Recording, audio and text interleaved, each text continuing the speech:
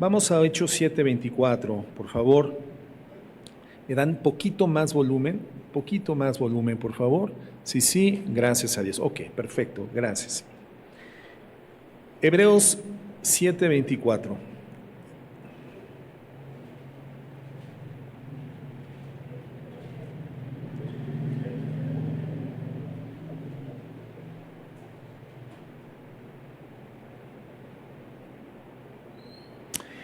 Y el título de nuestro tema en esta mañana es: entremos en la brecha para morir. Entremos en la brecha para morir. Hebreos 7:24 nos dice lo siguiente, refiriéndose a nuestro Señor Jesucristo. Mas este, por cuanto permanece para siempre, tiene un sacerdocio inmutable, por lo cual puede también salvar perpetuamente a los que por él se acercan a Dios, viviendo siempre para interceder por ellos. Vamos a orar. Señor, en el nombre de Jesús queremos agradecerte por el amor y el cuidado que tienes de esta tu iglesia, por el cuidado que extiendes a través de la oración y la intercesión a esta ciudad, sabiendo que esta misión la has asignado, Señor, al cuerpo de redimidos que tú has integrado en nuestra localidad, a favor de la ciudad, a favor del Estado, a favor del país. Queremos pedirte en esta mañana que nos perdones por el pecado que hemos cometido, que aguces nuestros sentidos espirituales, que nuestro corazón esté dispuesto y la mente abierta para poder recibir la dirección que por tu palabra, tu Espíritu Santo nos extiende. Señor, ayúdanos a vivir en integridad y en apego fiel al precepto de tu palabra y al mandato que nos extiendes como tu iglesia en la tierra. En el nombre de Jesús, amén y amén. Bueno, en este texto del libro de los Hebreos, por supuesto estamos en un paréntesis de nuestro estudio expositivo del libro de los Hebreos. Las circunstancias generales que estamos viviendo creo que nos permiten atender de manera inminente estas temáticas en el fundamento de la palabra de Dios. Y en este capítulo 7, precisamente, del libro de los Hebreos, vemos una mención particular sobre esa labor de ministerio que particularmente hoy ejerce el Señor Jesucristo en estado de resurrección a favor de quienes hemos creído en Él y por lo tanto hemos sido incorporados en su cuerpo e integramos el día de hoy la iglesia cristiana en la tierra. Primeramente en el verso 24 nos dice la Escritura que el sacerdocio del Señor Jesucristo, a comparación del sacerdocio levítico de la antigua dispensación, el sacerdocio de Cristo, hermanos, por cuanto Él es eterno e inmortal, una vez efectuada la redención a través del derramamiento de su sangre y culminada la justificación por su resurrección, ese sacerdocio, hermanos, es eterno, es inmutable y no cambia, por lo tanto es absolutamente confiable para nosotros. Y entonces, al habernos salvado perpetuamente y ser Él nuestro Redentor perpetuo, siendo también nuestro sacerdote perpetuo ante el Padre, entonces Él también intercede constante, continua y permanentemente por nosotros como sus hijos. Entonces, en una primera instancia, el Señor Jesucristo cumple con la perspectiva y la expectativa de la redención, culminada esta hoy en la presencia de Dios, en la presencia del Padre, como lo dice Hebreos 1, sentado a la diestra de la majestad en las alturas, Él ejerce el ministerio de sacerdocio. Él intercede permanentemente por nosotros, Él aboga por nosotros, Él ora por nosotros, Él habla con el Padre directamente a favor de nosotros, la iglesia redimida. Existen diferentes formas de oración. En la Biblia encontramos diversos modelos y entre esos está la oración de arrepentimiento, una oración fundamental, una oración básica para poder entender la necesidad de nuestra condición pecaminosa y nuestra urgente necesidad de ser salvos por la gracia. Entonces la oración de arrepentimiento, hermanos, es muy importante. Encontramos también la oración de agradecimiento a Dios, un elemento que tiene que formar parte constantemente de nuestra comunicación verbal con el Señor. Existe una impresionante cantidad de motivaciones por las que el Señor tendría constantemente que recibir nuestra gratitud, tan solo por las cosas que Él ejerce a favor de nosotros, las que nos suministra y nos ministra visibles, y cuántas más invisibles que ni siquiera nos percatamos, pero por supuesto entendemos que existen y que operan en el mundo espiritual, dictaminadas por Dios para garantizar nuestro sustento, nuestra permanencia, nuestra vida y nuestro estado de salvación. La oración que reconoce y exalta a nuestro Dios por sus virtudes. Esa es otra oración constante que tenemos que practicar. De hecho, esa es una oración de adoración y de alabanza. La adoración y la alabanza, hermanos, se significa porque siempre menciona el nombre de la persona que es digna de nuestra adoración y alabanza y los motivos por los cuales Él es digno de ser adorado, sus atributos, su operación, su labor, sus acciones a favor de nosotros, su operación redentiva.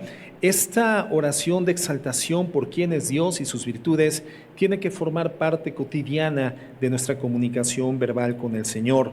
Tenemos igualmente esta oración de entrega incondicional, cuando reconocemos que fuimos salvados por Él y que ya no nos pertenecemos, comprados por precio, el precio fue pagado a través del intercambio de su sangre por nuestra vida eterna, y entonces entendemos que nuestra vida tiene que estar consagrada a Él. Sin embargo, una forma de oración pura y muy poderosa y que nos identifica con Dios es la oración de intercesión, porque la intercesión refleja directamente, hermanos, el corazón de Dios. Interceder. ¿Qué significa la palabra interceder? Bueno, en el original habla de esa oración que se hace o ese hablar que se ejerce en favor de alguien para conseguirle un bien o librarle de un mal. Es hablar a favor de un tercero con el propósito de conseguirle un bien, obtener un beneplácito a su favor o libertarle de alguna circunstancia oprobiosa, de algún tipo de mal. Es decir, la intercesión nunca es una oración dirigida hacia nosotros o por nuestras necesidades, sino por las necesidades o las realidades espirituales, las realidades físicas, tangibles o afectivas de otra persona. Siempre es dirigida a favor de un tercero. Interceder significa actuar en defensa de alguien que se encuentra inhabilitado para poder presentar defensa por sí mismo. Presentar defensa a favor de alguien que no puede, que está inhabilitado, obstaculizado para defenderse por él mismo. Entonces entendemos, hermanos, que la salvación de la humanidad de la cual nosotros hoy participamos fue el resultado de un acto de intercesión. Lo que hace el Señor Jesucristo en la cruz del Calvario, extendiendo los brazos y dejándose llevar hasta la muerte a través del martirio, es un acto de intercesión a favor de nosotros, para que pudiésemos ser libertados del mal que cernía nuestras vidas o que venía sobre nuestras vidas y ser depositarios de un bien que nosotros no podíamos obtener por nuestros méritos. ¿Por qué? ¿Por qué nuestra redención es el resultado de la intercesión de Cristo? Hermanos, porque nos encontrábamos moralmente inhabilitados, espiritualmente lisiados para poder nosotros reconciliarnos con Dios de manera personal. Segunda de Corintios 5:21 nos menciona esto, un texto que frecuentemente estamos aludiendo en la congregación y tendrá que ser uno de esos textos memorizados, interiorizados, para poderlos recordar, pero también incorporar a nuestra labor evangelística con la gente. Dice, al que no conoció pecado, entre paréntesis Jesucristo, por nosotros lo hizo pecado, para que nosotros fuésemos hechos la justicia de Dios en él. Creo que este versículo condensa de forma muy clara la obra de redención que se culmina en la cruz del Calvario, el justo pagando por los injustos. Ese acto sustitutivo, expiatorio, redentivo, salvífico, que nos permite presentarnos por los méritos de Él ante el Padre, justificados. Y en vez de haber ocupado nosotros el lugar de la sentencia mortuoria y después destinados al infierno eterno, el Señor se coloca, intercede, intermedia por nosotros en ese lugar de muerte, y al hacer concretado el juicio a través del derramamiento de su sangre hasta la muerte, entonces queda culminado el juicio, reconciliado el pecador a través de la sangre de la cruz, a través del sacrificio de la cruz, y entonces la obra de intercesión culmina con la salvación, con nuestra regeneración, el nuevo nacimiento.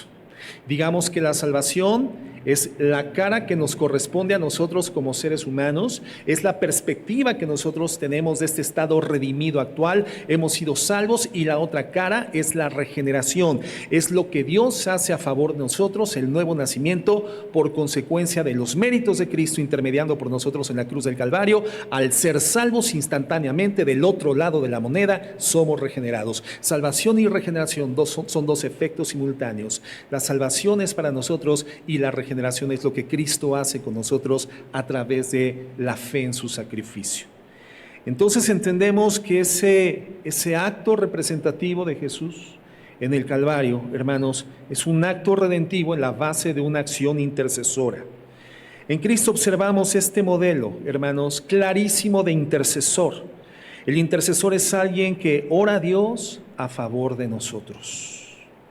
Y eso es lo que hace el Señor hoy en día. Pero lo hace desde antes de haber colocado su vida por la nuestra en la cruz del Calvario. Y vemos cómo lo comienza a desarrollar desde Juan 17 en esta oración sacerdotal por sus discípulos y las generaciones subsecuentes de discípulos en el momento preciso de la celebración de la última Pascua con estos apóstoles con quienes caminó y a quienes legó de manera primaria la tarea evangelística.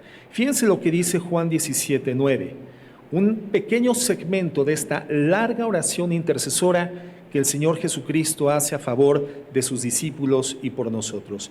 En el verso 9, Juan 17:9 dice: yo ruego por ellos, no ruego por el mundo, sino por los que me diste, porque tuyos son. Y todo lo mío es tuyo, y lo tuyo mío, y he sido glorificado en ellos. Él está orando al Padre. Jesucristo se está dirigiendo al Padre en oración, pero no lo hace por sí.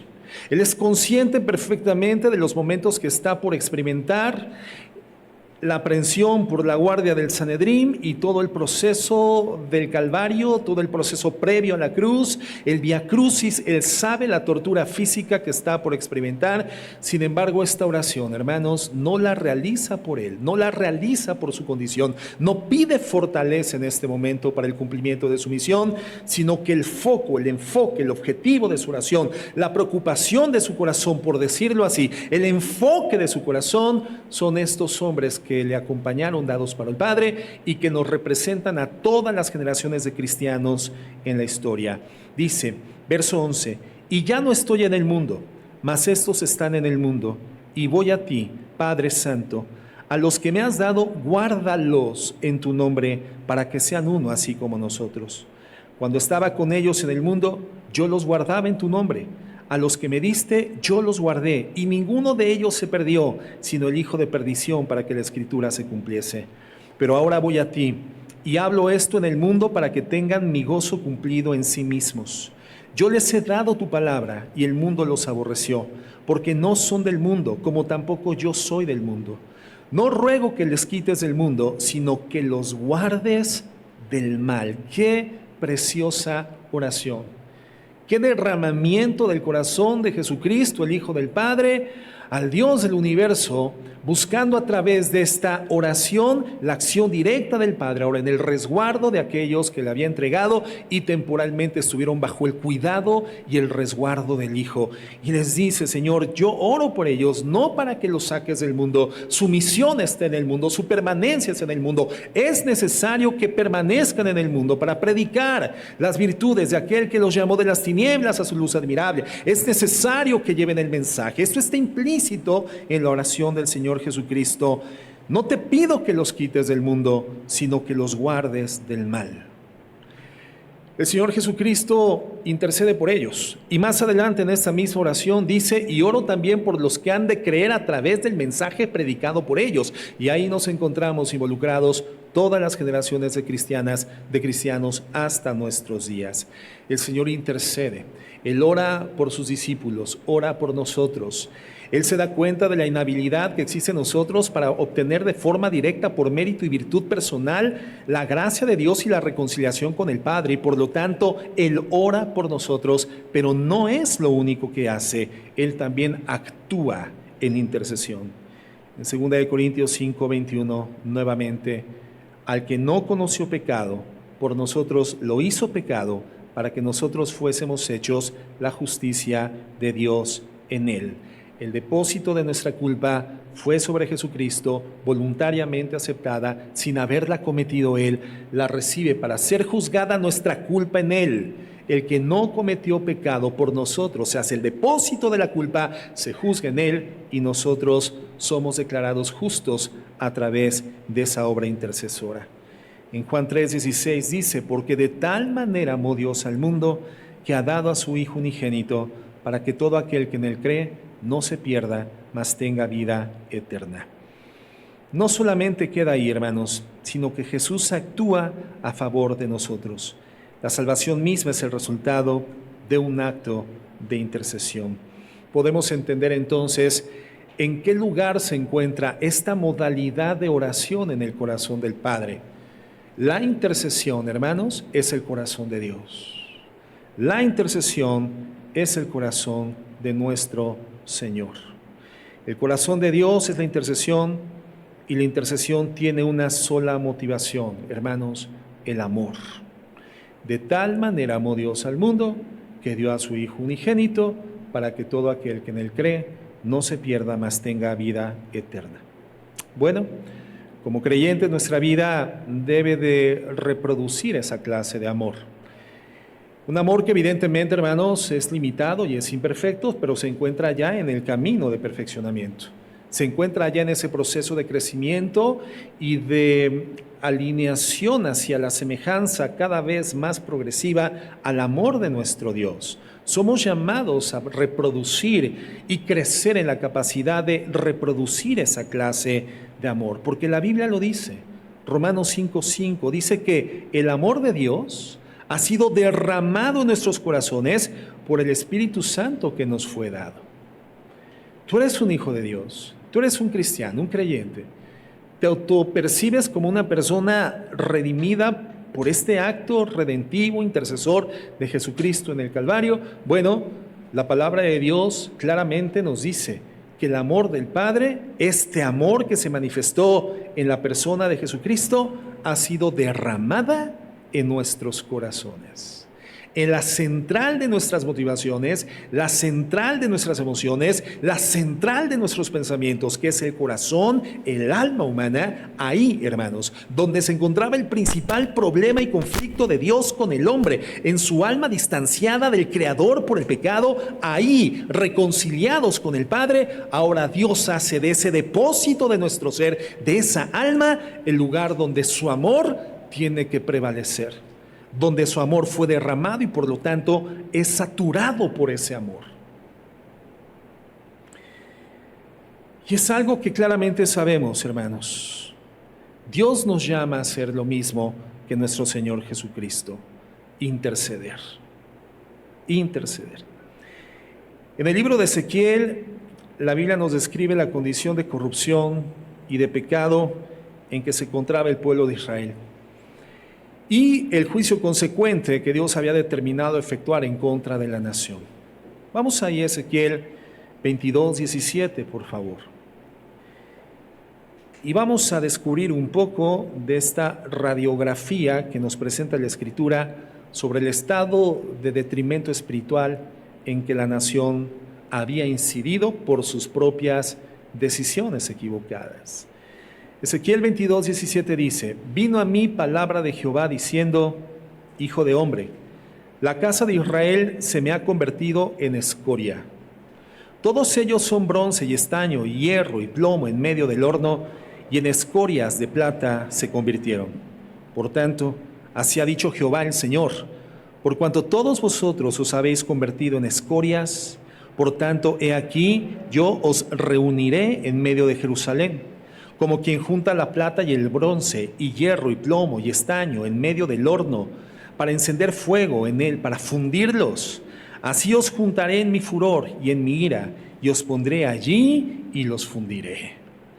Un duro juicio, pero justo, de parte de Dios, por el pecado de la nación, por la distracción, la dilación espiritual, por la corrupción en la cual había incidido en los niveles más profundos de la coexistencia humana en el pueblo. Fíjate lo que continúa diciendo el verso 26.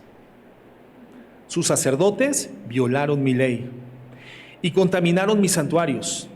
Entre lo santo y lo profano no hicieron diferencia, ni distinguieron entre inmundo y limpio.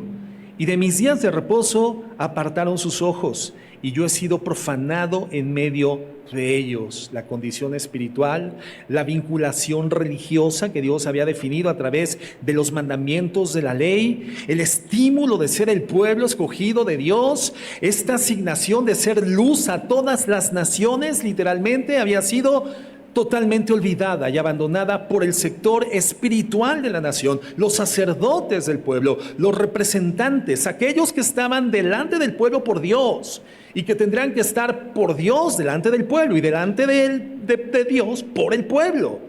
Estos que naturalmente habían sido llamados a ser intercesores, porque el sacerdocio significa eso, tendedor de puentes, un intercesor, caján en el hebreo. Una persona que vincula al pueblo con la ley de Dios, vincula al pueblo con los mandatos de Dios. Y lo hace no solamente a través de la ley, sino también con el cumplimiento del sistema sacrificial. Los sacerdotes, llamados a ser los intercesores, se habían olvidado por completo de las realidades espirituales que Dios demandaba sobre un pueblo santo. Se habían olvidado del Señor, pero no solamente los sacerdotes, sus príncipes, sus gobernantes, los hombres de Estado en la nación, en medio de ella, son como lobos que arrebatan presa, derramando sangre para destruir las almas, para obtener ganancias injustas. Parecería que no hay una descripción muy distante a lo que vivimos actualmente en nuestro propio país, en nuestro propio estado y en nuestra propia ciudad. Sus príncipes, en medio de ella, son como lobos que arrebatan presa, derramando sangre para destruir las almas, para obtener ganancias injustas. Y sus profetas recubrían con lodo suelto, profetizándoles vanidad y adivinándoles mentira. Hermanos, los profetas, los portavoces de la anunciación de Dios para la nación. Hoy, ¿quién es el profeta de Dios en la tierra, hermanos? ¿Quién es llamado a ser el portavoz del mensaje primario para la redención del ser humano, que es el Evangelio?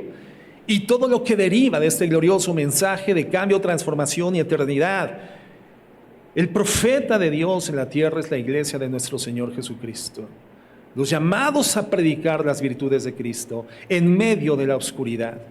Los llamados a poder discernir con claridad espiritual lo santo de lo profano, la luz de las mentiras, poder leer entre líneas, discernimiento espiritual, ver más allá de lo evidente, ver en medio de la oscuridad con el poder y la influencia del Espíritu Santo. Somos nosotros a fin de poder diferenciar lo que es correcto y lo que es inmoral, lo que es santo y lo que es profano, y predicar a la gente la verdad.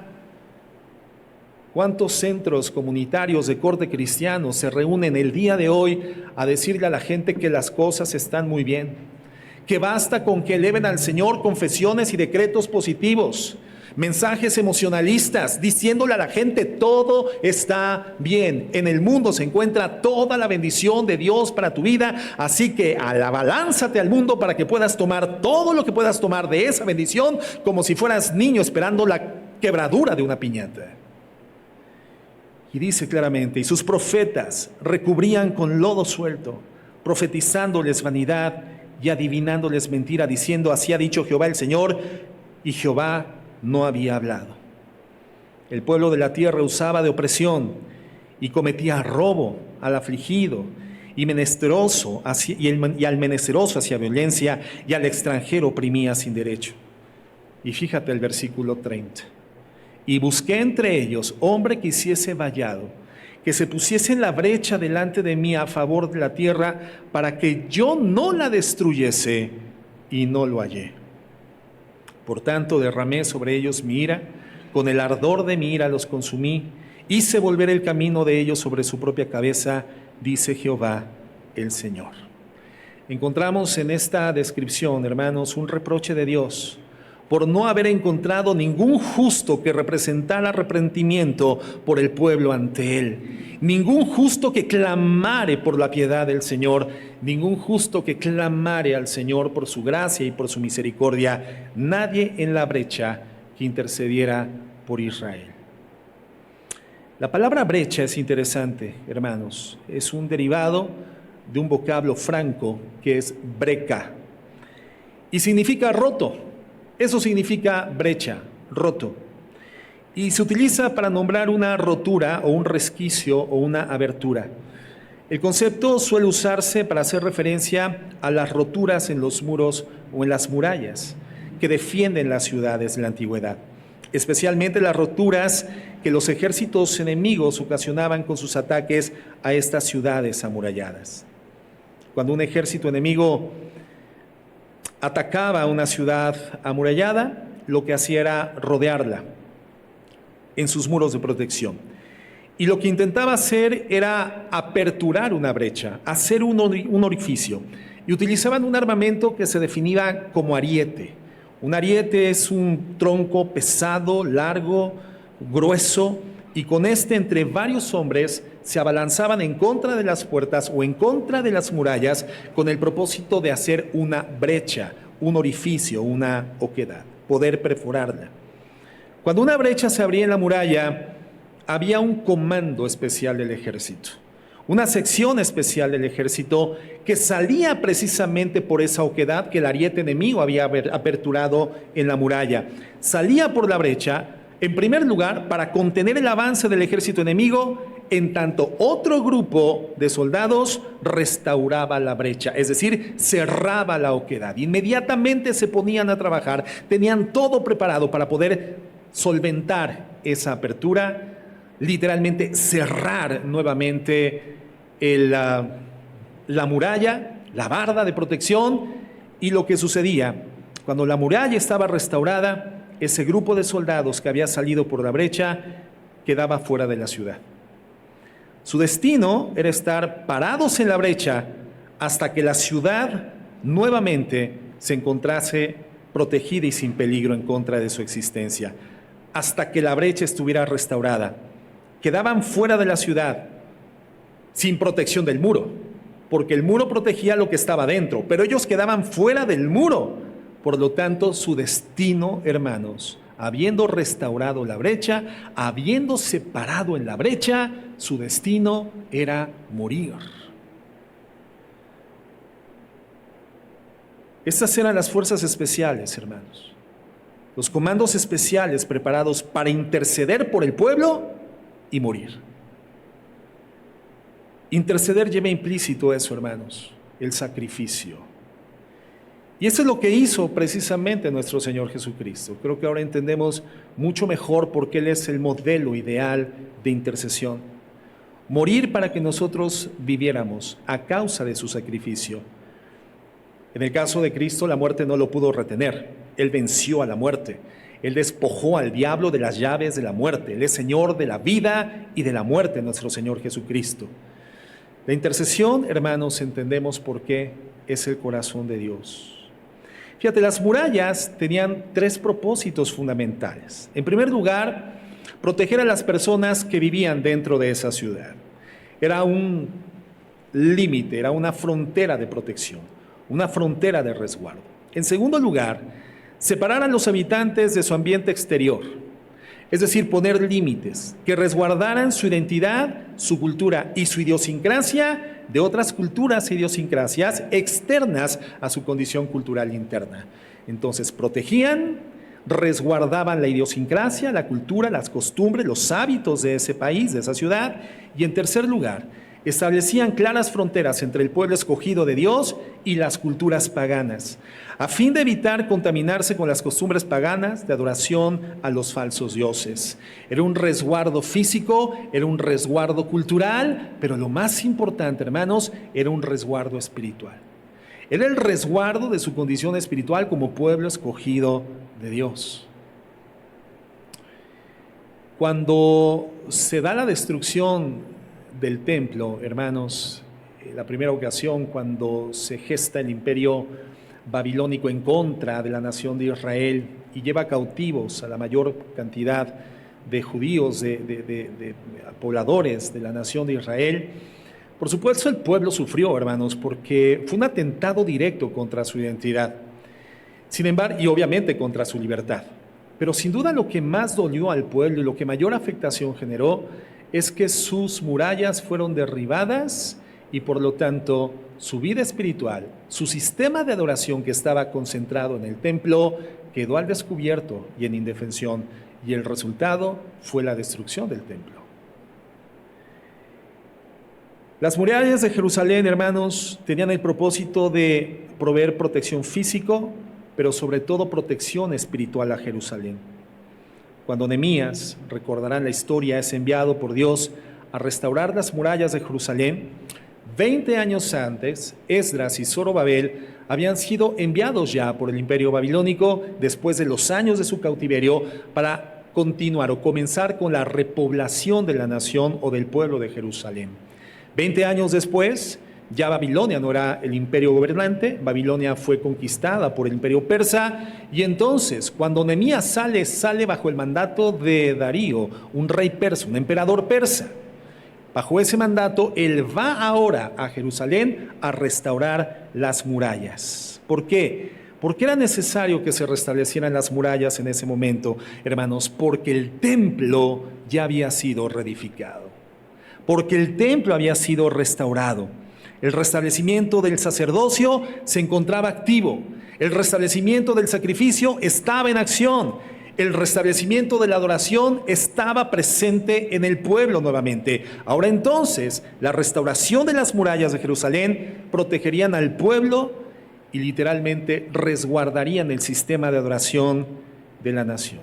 Por supuesto, les resguardaría físicamente, culturalmente, pero sobre todo espiritualmente.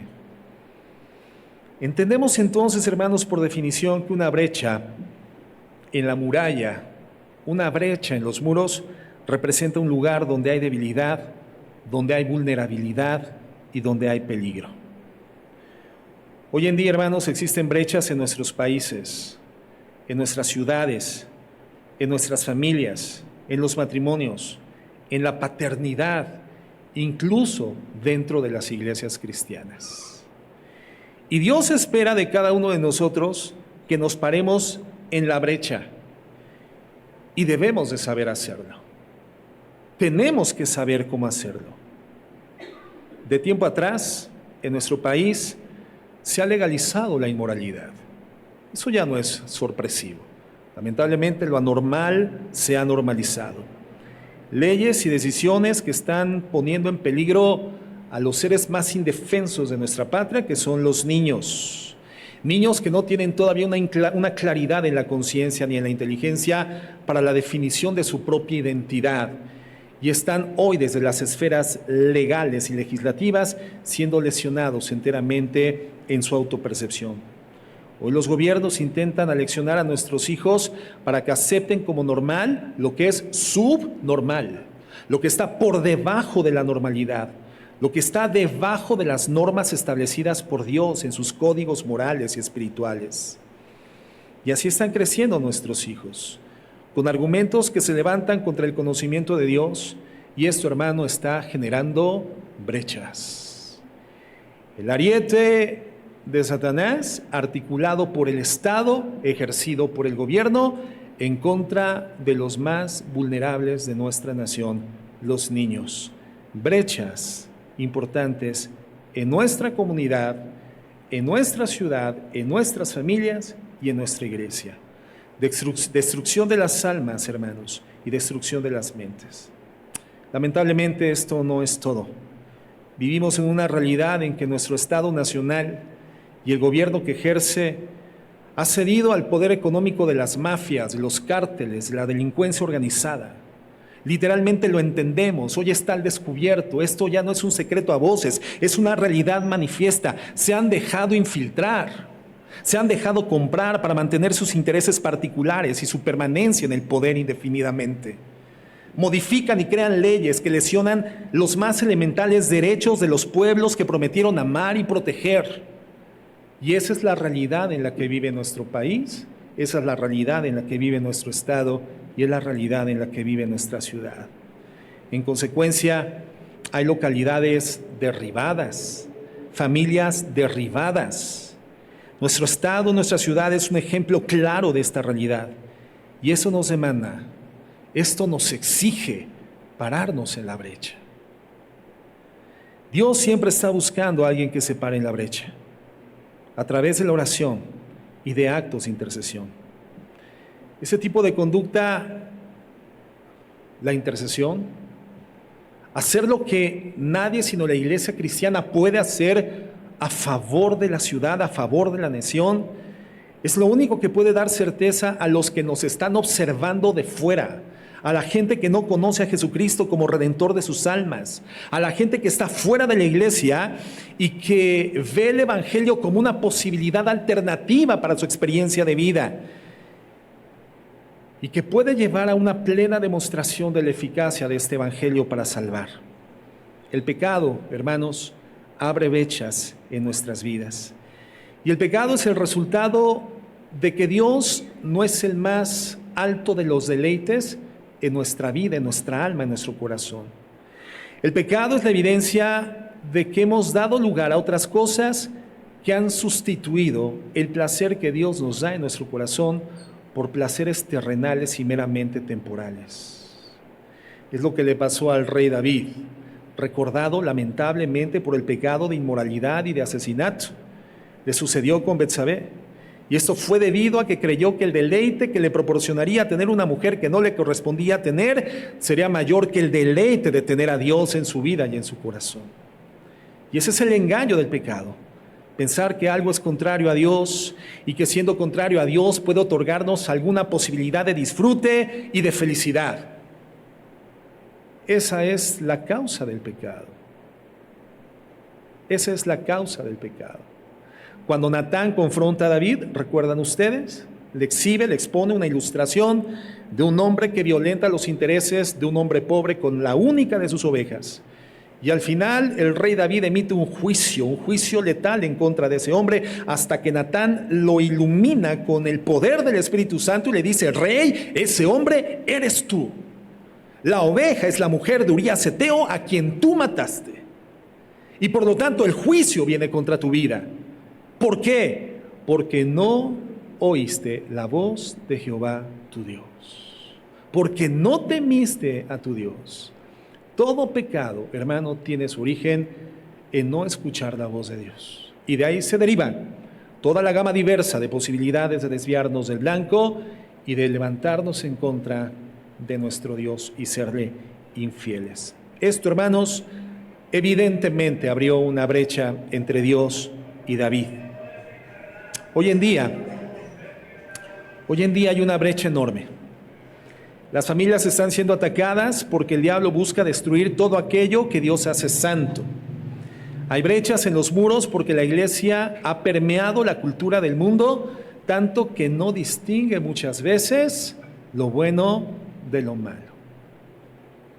La brecha está abierta, los muros son derribados por la ira descontrolada, por la rebelión contra Dios y contra la autoridad, por deseos desordenados, por falta de perdón, por mundanalidad, por el amor al dinero, por egocentrismo, pero también, hermanos, por olvidar la oración y enfriar nuestra devoción a Dios. La brecha está abierta porque la iglesia cristiana olvidó la oración, enfrió su vínculo con Dios, y esto inevitablemente abre brechas en nuestra vida. Quiero que veamos un modelo de intercesor, del cual aprendemos cuáles son las características de alguien que lo hace de manera recta delante de Dios. Vamos ahí, por favor, a Nehemías capítulo 1. Nehemías capítulo 1. Vamos a dar lectura a todo el capítulo, pero vamos a hacerlo prestando atención, concentrándonos en la información, porque hay muchísima información en esto. Nehemías 1:2, Nehemías 1:1 dice: oración de Nehemías sobre Jerusalén, palabras de Nehemías, hijo de Acalías, aconteció en el mes de Quisleu, en el año 20, estando yo en Susa, capital del reino. Que vino Ananí, uno de mis hermanos, con algunos varones de Judá, y les pregunté por los judíos que habían escapado, que habían quedado de la cautividad, y por Jerusalén. Y me dijeron: el remanente, los que quedaron de la cautividad, allí en la provincia, están en gran mal y afrenta, y el muro de Jerusalén derribado y sus puertas quemadas a fuego. Cuando oí esas palabras, me senté y lloré. e hice duelo por algunos días, y ayuné, oré delante del Dios de los cielos. ¿Qué hace Nehemías en cuanto se entera de esta circunstancia? Ahora, recordemos que Nehemías ocupaba una posición importante dentro de la corte del emperador, una posición administrativa importante. Nada menos era el copero del rey y por lo tanto era el filtro que garantizaba el resguardo de los intereses y la vida misma del rey. Todo lo que el rey consumía pasaba por la prueba precisamente humana de este hombre y por lo tanto era uno de los hombres de mayor confianza, de los más cercanos de la guardia real del rey, literalmente un filtro de resguardo por su vida. Sin embargo, teniendo ese nivel de proximidad y de influencia en el reino, él no actúa intempestivamente, hermanos. Lo que vemos en el modelo de intercesión de Nehemías es la paciencia del hombre y la mujer de Dios que antes de actuar intempestivamente, antes de levantarse en contra de las injusticias, antes de buscar medios físicos de resolución, lo que hace es entender que para un gran problema se necesita a un gran Dios y acude a Él. No actúa por su propia iniciativa. Mira, hermano, tú puedes hacer uso de tus derechos civiles con absoluta libertad en tanto se encuentren consagrados y legalmente establecidos en nuestra Constitución política. Tú puedes asistir a las marchas civiles, a las manifestaciones, siempre y cuando sean de corte pacífico. Por supuesto, tú estás llamado a ejercer como un ciudadano responsable el voto hoy más que nunca en los procesos electorales. Por supuesto que hoy somos llamados a hacer uso de nuestras libertades y nuestros derechos y obligaciones civiles. Pero créeme de verdad, hermano, que levantarte enardecido con el tumulto de las masas, justamente indignadas por la injusticia que se genera en nuestro gobierno, un gobierno que lamentablemente ha sido cooptado por la delincuencia. Esta indignación del pueblo es absolutamente natural, es una indignación justa y esos son sus mecanismos de confrontación, esos son sus mecanismos de retraimiento de la injusticia y de confrontación a la autoridad, presentando de forma correcta, cuando se hace de forma correcta, estas manifestaciones civiles. Los cristianos podemos formar parte, es un derecho civil, lo puedes hacer, pero una persona inteligente espiritualmente, una persona guiada por el Espíritu Santo, una persona que entiende como cristiano cuál es la posición que Dios le ha legado en esa vinculación gloriosa lograda por la redención de Cristo Jesús, reconciliándonos con el Padre y teniendo acceso directo al trono de la gracia, es una persona que no se deja movilizar inquietamente o intempestivamente por la indignación o el enardecimiento social. Nehemías no hace nada, hermanos. Cuando oí estas palabras me senté y lloré. Podemos llorar, sí, de tristeza, sí, de indignación también. Pero ¿qué tenemos que hacer a continuación? Hice duelo por algunos días y ayuné, lloré delante del Dios de los cielos. Y dije, te ruego, oh Jehová, Dios de los cielos, fuerte, grande, temible, que guardará el pacto y la misericordia a los que le aman y guardan sus mandamientos. Esté ahora atento tu oído y abierto tus ojos para oír la oración de tu siervo, que hago ahora delante de ti día y noche, por los hijos de Israel tus siervos. Y confieso los pecados de los hijos de Israel que hemos cometido contra ti, sí, yo y la casa de mi padre hemos pecado. Hermano, lo primero que hace Nehemías al entrar en este tiempo de comunión con el Señor, en su llanto, en su indignación, en su tristeza, en su frustración, en su lejanía, a más de 1000 kilómetros de distancia de Jerusalén, sin poder hacer nada en medios físicos de forma inmediata y sin apelar al único que humanamente podía auxiliarlo para ir a salvaguardar los intereses de la nación, es reconocer que por encima de los grandes reyes y los más poderosos es el Dios que es todopoderoso del universo. Y le dice, te ruego, oh Jehová, Dios de los cielos, fuerte, grande y temible, que guarda el pacto y la misericordia de los que le aman y guardan sus mandamientos. Reconoce quiénes son los gobiernos humanos ante el poder absoluto y total de Dios. ¿Puedes participar en marchas y acciones civiles? Sí, claro que puedes. La pregunta ¿es lo que debes de hacer como primera instancia de tu indignación, frustración y molestia? Ese es un modelo bíblico. podríamos decir que sí puedes participar, pero no tienes derecho si no oras. No tienes derecho si no reconoces quién es Dios por encima de los gobiernos humanos, a quienes vamos a reclamarles por justicia y por integridad. Porque el cambio no viene de los gobiernos humanos, hermano. El cambio viene de Dios. Porque Dios es quien pone y quien quita a los reyes. Entonces, el cristiano maduro, el que progresa en el conocimiento de Dios, el que sabe quién es y que puede reconocer por la experiencia personal: Señor, tú eres fuerte, grande y temible. El que entiende esto, entonces, llora, se indigna, se frustra. Pero antes de salir a las calles, acude a la presencia de su Dios. Y a continuación comienza a interceder. No pierde tiempo. Él entiende, él conoce a Dios, conoce su corazón, sabe que el corazón de Dios es la intercesión.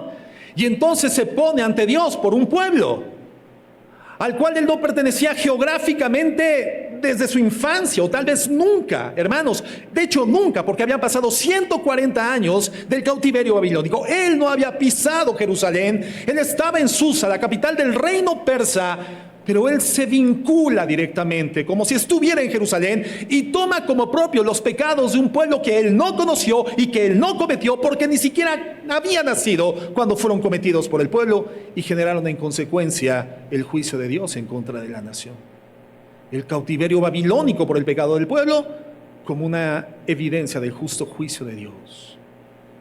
Y lo que hace es tomar los pecados de un pueblo que él no conoció y que él no cometió como si fueran propios.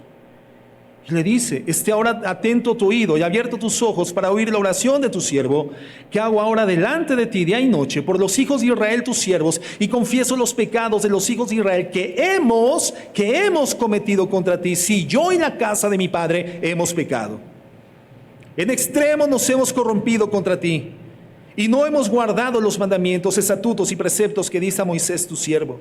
Acuérdate ahora de la palabra que diste a Moisés tu siervo, diciendo: si vosotros pecareis, yo os dispersaré por los pueblos. Pero si os volviereis a mí y guardareis mis mandamientos y los pusiereis por obra, aunque vuestra dispersión fuera hasta el extremo de los cielos, de ahí yo los recogeré y os traeré al lugar que escogí para hacer habitar allí mi nombre. Ellos pues, Señor, son tus siervos y tu pueblo, los cuales redimiste con tu gran poder y con tu mano poderosa. Te ruego, oh Jehová, esté ahora atento tu oído a la oración de tu siervo y a la oración de tus siervos, quienes desean reverenciar tu nombre. Concede ahora buen éxito a tu siervo y dale gracia delante de aquel varón, porque yo servía de copero al rey.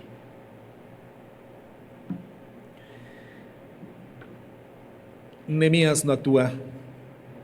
Nehemías va a la presencia de Dios, reconoce su grandeza, presenta el arrepentimiento genuino de su corazón por el pecado de la nación de Israel, aun cuando no era su propio pecado, lo toma como propio y espera. Espera ser sensible a la dirección de Dios, espera ser sensible a la planificación que Dios tenía sobre esa circunstancia, y no actúa por su propio derecho ni por su mutuo propio.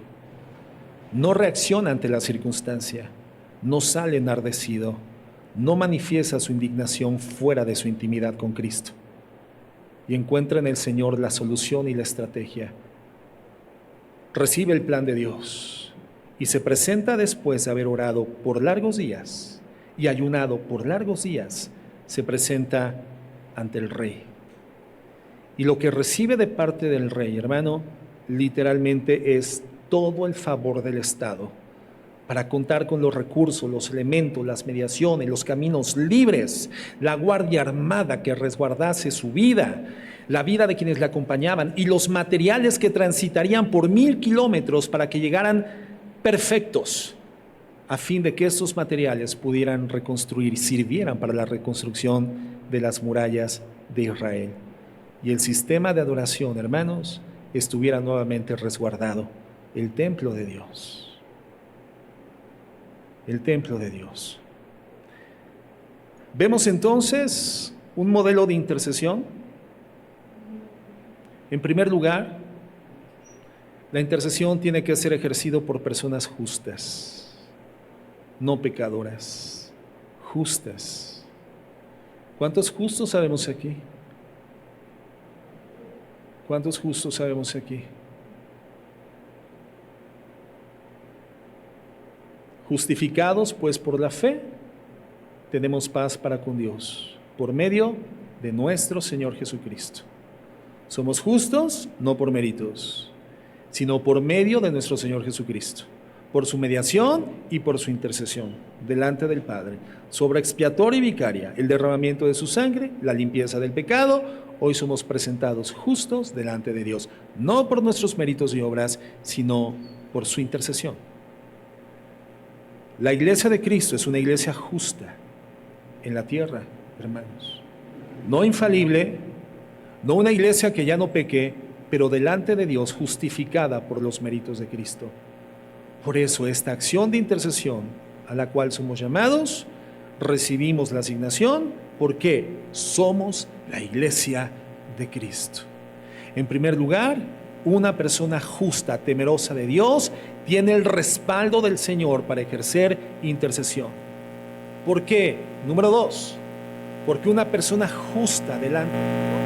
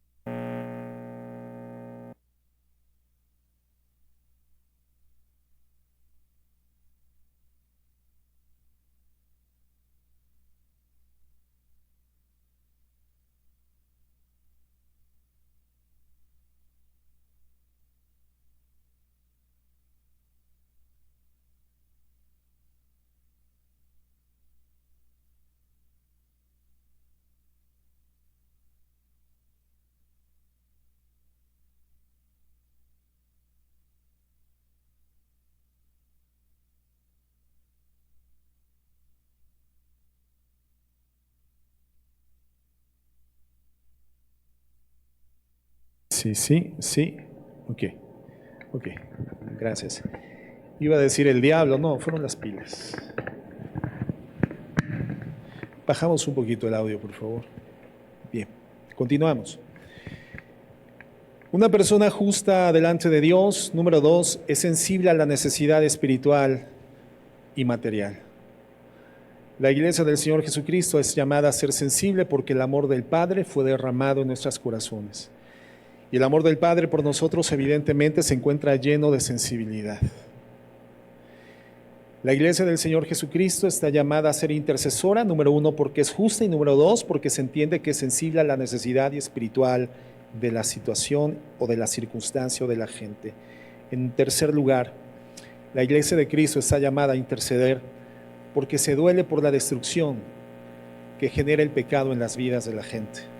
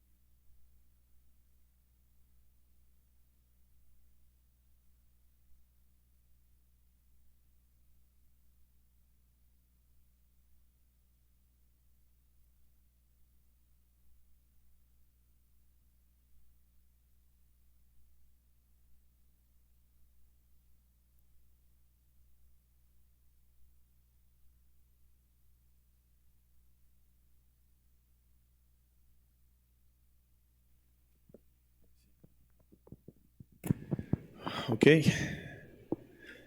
Bien, gracias a Dios. Una disculpa, hermanos, qué lástima que tengamos esos detalles técnicos, porque lamentablemente ensucia la enseñanza. Pero bueno, haciendo un ejercicio de concentración y de atención en lo que estamos estudiando. Comentábamos entonces, número 1, la Iglesia de Jesucristo ha sido llamada a interceder porque es justa y es temerosa de Dios y tenemos el respaldo de Dios. Número 2, porque somos sensibles a la necesidad espiritual y material. En tercer lugar, porque podemos dolernos de la destrucción que genera el pecado en las vidas. Podemos dolernos del pecado que se gesta dentro de las esferas del gobierno, del Estado, del poder y que genera destrucción en las condiciones sociales. Número 4, porque identificamos el problema y actuamos en la resolución del problema a través de acudir a Dios. La Iglesia de Jesucristo resuelve los problemas que están fuera de su alcance, y todos, pero particularmente estos, que están por encima de nuestra capacidad humana de resolución.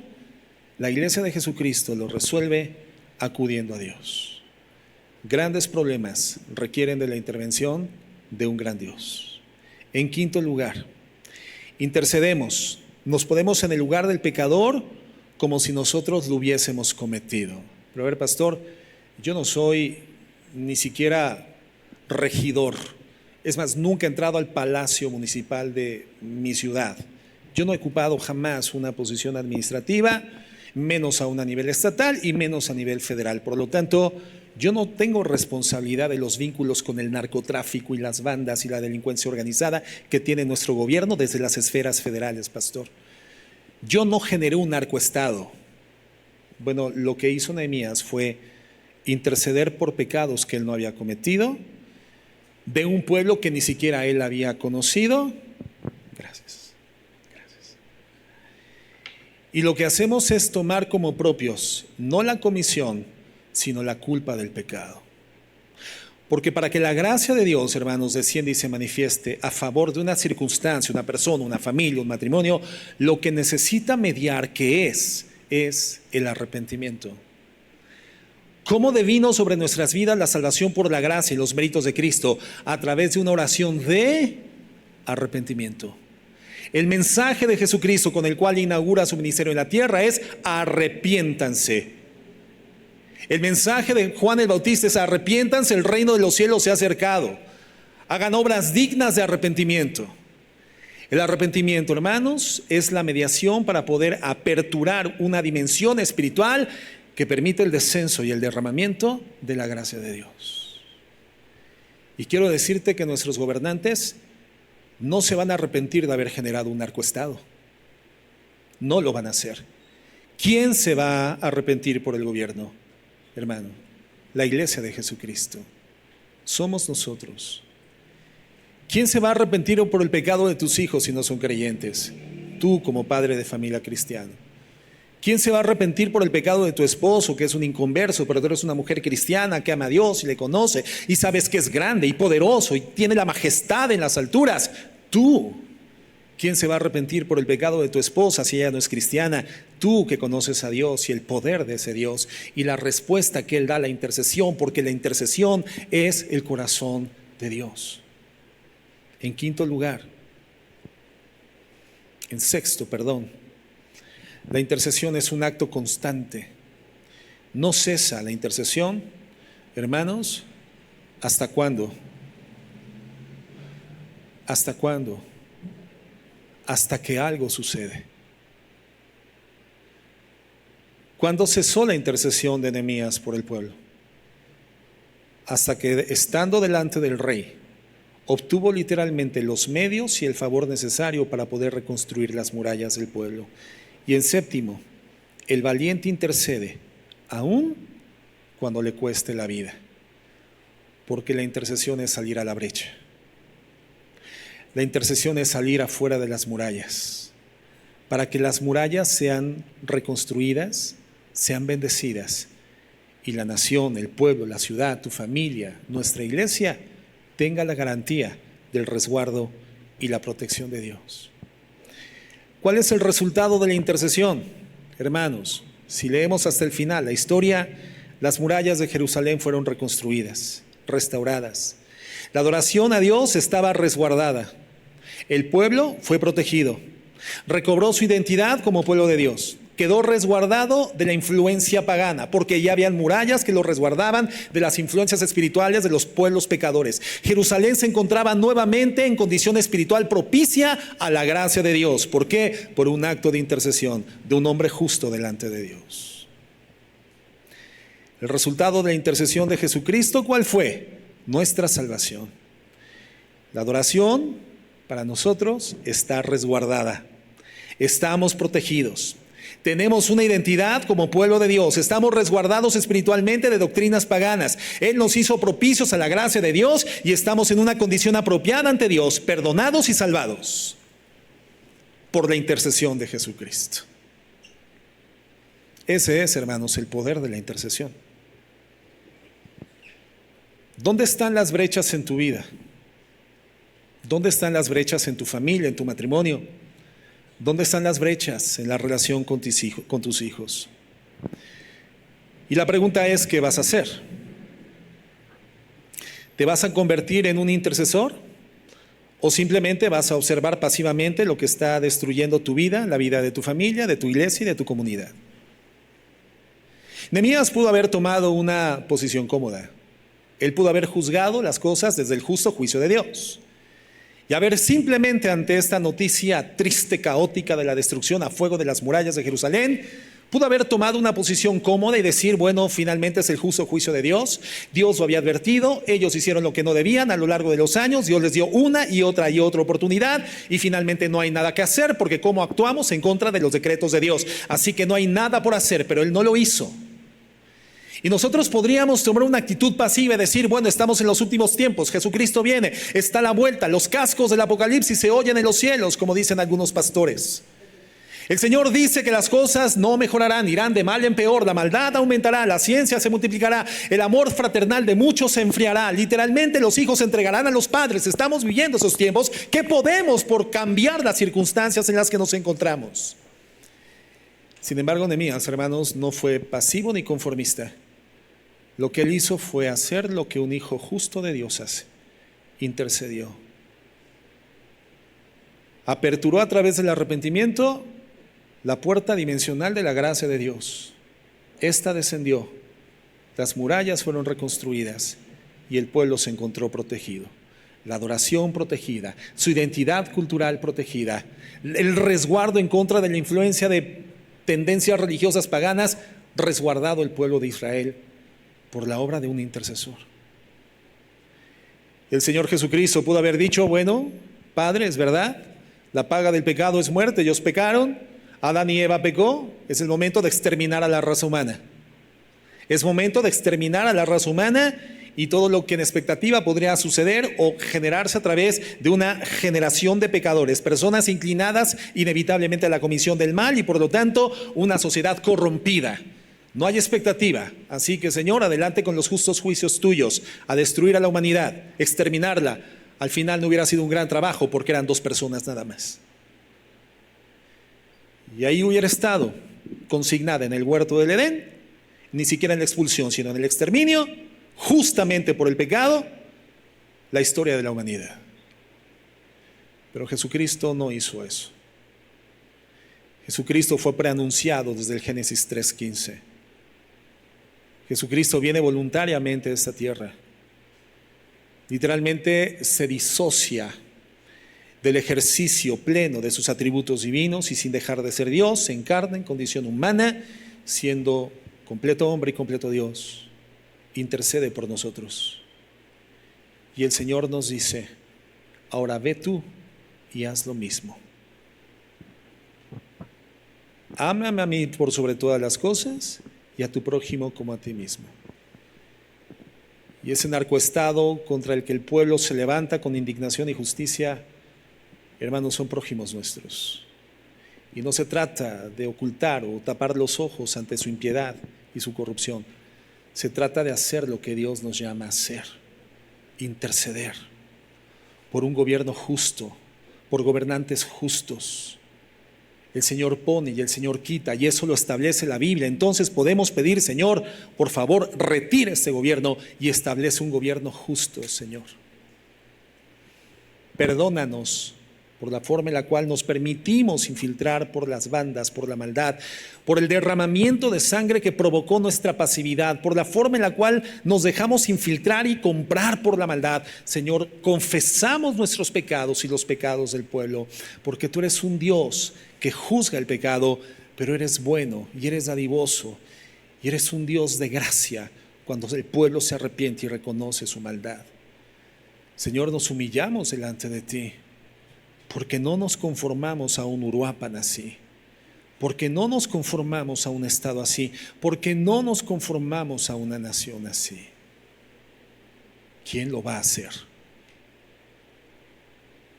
¿Quién lo va a hacer?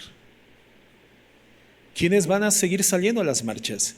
Miles y miles y miles y miles de personas. ¿Quién va a salir a la brecha y se postrará delante de Dios y restaurará el vallado para que Dios retire su juicio de la nación? ¿Quién lo va a hacer? ¿Cuál es nuestra posición? ¿Cuál, hermano?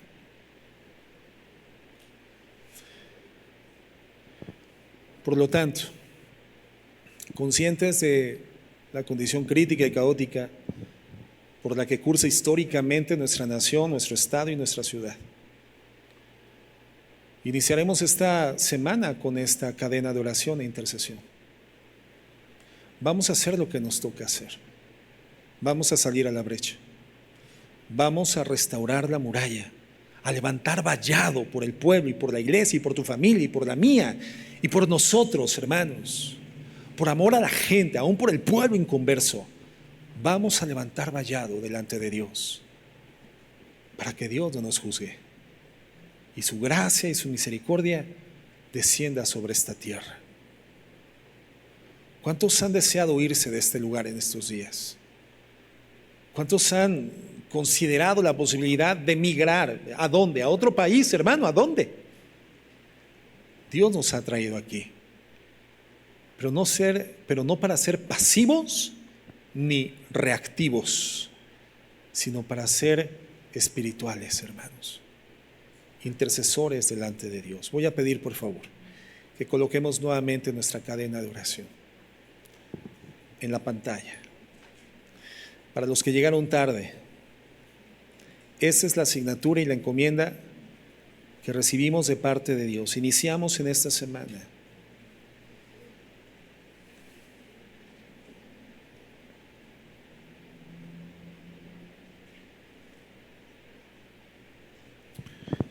Una cadena de oración por la paz de la Iglesia de Cristo, la predicación del Evangelio y la justicia en el país. Comenzamos mañana, hermanos, lunes 17 de noviembre, y esta cadena se extiende, esta primera cadena, hasta el viernes 21 de noviembre. Esta cadena estará funcionando todos los días, de lunes a viernes, de las 6 de la mañana a las 10 de la noche. Y podremos participar por turnos de 20 minutos, es decir, comenzará de 10 a 10:20, de 10:20 a 10:40, de 10:40 a 11, de 11 a 11:20, de 11:20 a 11:40, de 11:40 a 12 del día, así hasta las 10 de la noche. Tú podrás elegir un turno o 2 turnos o más, los que tú quieras. Pero los turnos que tú elijas para participar en la cadena tendrás que cubrirlos los 5 días de la cadena de oración, de lunes a viernes. ¿Correcto? ¿Hay alguna duda, hermanos? ¿No? Bien. Estos motivos de oración particularmente van a ser 4 motivos de oración y de intercesión. 4 motivos de oración y de intercesión. En primer lugar, por la paz de la Iglesia en medio de la actual crisis social, política y de seguridad. Y ahí ponemos un par de versículos bíblicos que dan fundamento a esta oración, de los muchos más que podemos utilizar para orar por esta necesidad.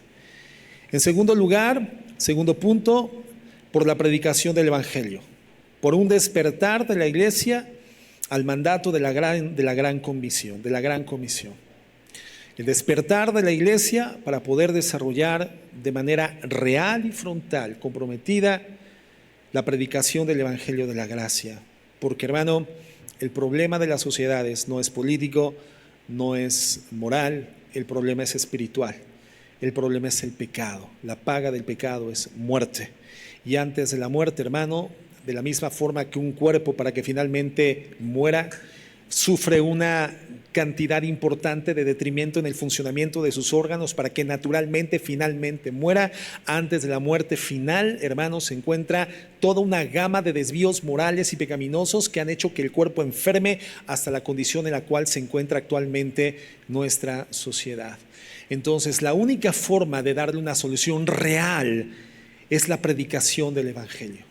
Y a eso fuimos llamados, a interceder y a predicar. Entonces, el segundo motivo de oración es un despertar de la iglesia hacia la gran comisión que hemos recibido. El tercer punto, por un gobierno con sentido de justicia y de sensibilidad hacia las necesidades realmente de la gente. Por un gobierno que tenga la sensibilidad social, el compromiso moral, que entienda en algún sentido, en alguna forma, Dios opera en sensibilidad en su mente para que puedan comprender, aun cuando sea lejanamente, el temor de Dios. Y que en este sentido puedan verse inclinados igualmente a ser sensibles y comprometidos con el mandato que les fue conferido y con el compromiso que asumieron de resguardar a la nación que les eligió. El cuarto motivo es por el resguardo de la presidenta municipal de Uruapan, Graciela Quiroz, por sus hijos y por su equipo de trabajo. Voy a pedir que pasen al frente, por favor, mi hermana Graciela, mi hermana Marta, Luis y Javier.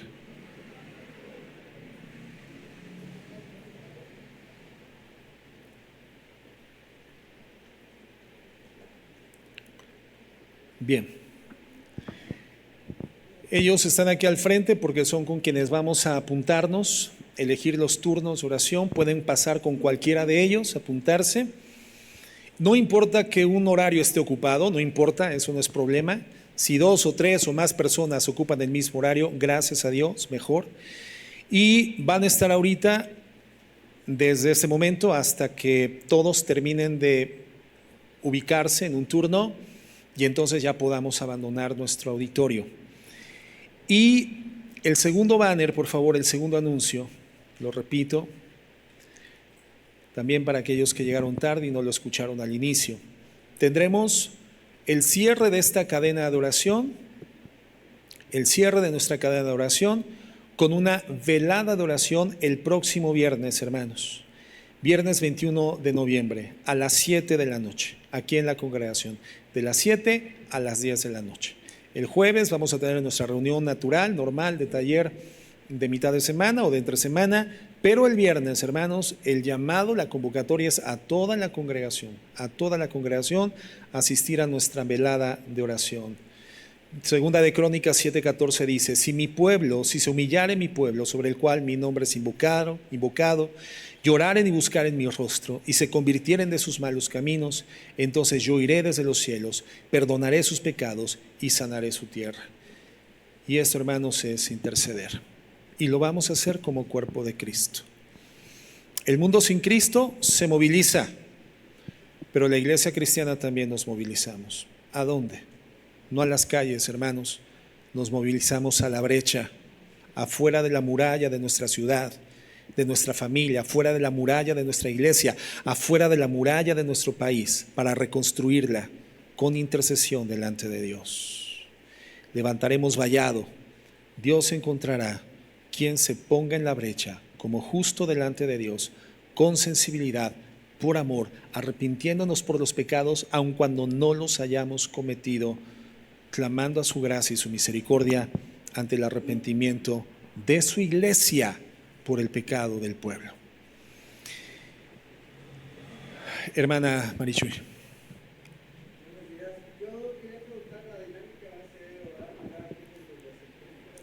¿Sí? Cada quien en su casa, en su trabajo. Claro que sí, hermana, sí. Sí, cada quien va a hacerlo en donde se ubique, su casa, su trabajo, en la calle, donde se encuentre. Intenten elegir horarios en donde sepan que realmente van a poder disponer de esos 20 minutos para poder hacerlo. Y nuestra oración ya conjunta, ya congregacional, será el viernes, hermanos, en la velada de oración. 3 horas únicamente, 3 horas, pero entregados enteramente a la intercesión por nuestro pueblo. Gracias, hermano. Muy bien. ¿Alguna duda o algún comentario, hermanos? Está muy claro, ¿verdad? Exactamente, hermano. Exactamente. Digamos que el último horario sería el de las 6:40 del viernes, porque a las 7 de la noche estaremos ya todos reunidos para poder orar de manera conjunta.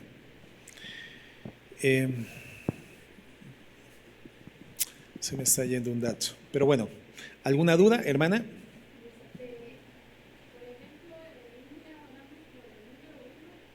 No. En sus 20 minutos de oración hay que orar por estas 4 necesidades, por los 4 puntos. Por supuesto, si alguien tiene la oportunidad y percibe la necesidad de extender su tiempo de oración, por supuesto, es correcto, ¿no? 20 minutos, digamos que es el tiempo mínimo para poder formar parte de la cadena. Y, hermanos, todos, a ver, ¿cuántos hijos de Dios? Y voy a pedir, por favor, que de verdad nadie use de humildad innecesaria. ¿Cuántos hijos de Dios sabemos aquí reunidos esta mañana? Ok, bien. Ahora, ¿cuántos miembros de Casa de Oración Uruapan habemos aquí en esta mañana? Ok, entonces todos los que levantaron su mano, por favor, vamos a pasar a apuntarnos, eligiendo un horario. Voy a orar, permítanme un momento. Voy a orar para concluir nuestra enseñanza, nuestro tiempo de reflexión bíblica, y van a poder pasar. Les pido que de la manera más ordenada posible hagan tal vez algunas filas para pasar con cualquiera de mis hermanos. Esta lista, una vez que ya esté concentrada en una sola, la vamos a publicar en el WhatsApp de Casa de Oración. Y también este banner de nuestra velada de oración lo vamos a publicar en el WhatsApp de la iglesia y también en las redes sociales. ¿Alguien no está incluido en el WhatsApp de la congregación? ¿Puede levantar su mano? Ok, perfecto.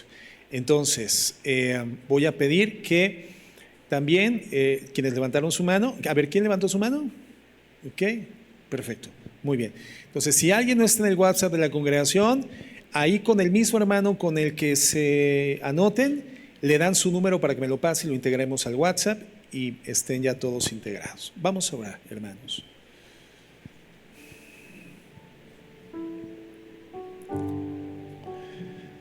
Señor, te damos de verdad muchas gracias por el cuidado y amor que tienes de nuestras vidas, porque no podemos sorprendernos. Vivimos y nos movemos en un valle de sombras y de muerte. Negarlo, Señor, sería intentar ingresar en una escena de utopía, una quimera, un sueño, algo que no es en esta dimensión terrena. Vivimos en este mundo de maldad, pero no para hacernos como los malos, sino para brillar con tu luz, para reflejar tu gracia, tu amor, tu piedad, Señor, para ser un reflejo de la verdad. Somos aquí el contrapeso de la maldad. Tenemos el mensaje del Evangelio, el reino de los cielos a través de nuestra boca. Estamos aquí, Señor, por ti delante de este mundo y delante de ti por el mundo. Somos llamados a ser esos puentes por el Evangelio de la gente haciendo encuentro contigo, por el poder del Espíritu Santo y tu palabra. Somos llamados, mi Señor, a salir a la brecha y orar por esta sociedad que se desmorona y se calla ante nuestros ojos.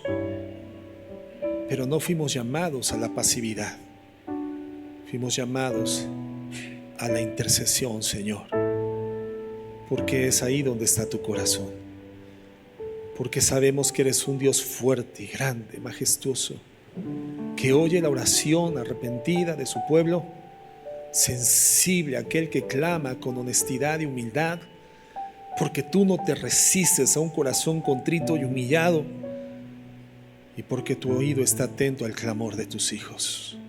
Clamamos, Señor, porque sabemos que existes, porque creemos que hay Dios y que eres galardonador de los que se acercan, porque tenemos libre acceso al trono de la gracia por tu bendita sangre, ese camino nuevo donde podemos encontrar gracia, misericordia y oportuno socorro. Señor, y hoy clamamos por esta ciudad.